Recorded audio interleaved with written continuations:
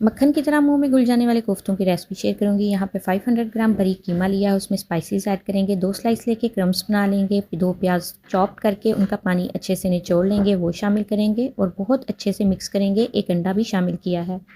जब अच्छे से मिक्स हो जाएगा तो इसमें 1 टेबल स्पून क्रीम का शामिल करेंगे। आप घर की मलाई भी यूज़ कर सकते हैं।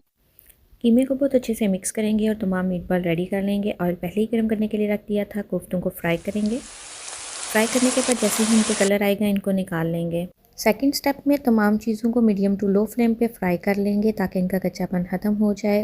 तमाम चीज़ों को ठंडा करने के बाद ब्लेंड करेंगे और ऑयल में शामिल कर देंगे। तमाम स्पाइसेस ऐड करेंगे। उसे तब तक भुनाई करेंगे जब तक इसका ऑयल सेपरेट नहीं हो जाता। जब ऑयल सेपरेट हो जाएगा तो इसमें कोफ्ते शामिल करेंगे। 3 से 4 मिनट भुनाई करेंगे, फिर पानी शामिल करेंगे और 20 मिनट के लिए मीडियम टू लो फ्लेम पे कवर कर देंगे। 20 मिनट बाद मज़ेदार कोफ्ते तैयार हैं। गरम मसाला ऐड करेंगे, धनिया ऐड करेंगे। नान के साथ इंजॉय करें। रेसिपी अच्छी लगी हो तो थम्स अप करें। फ्रेंड और फैमिली के साथ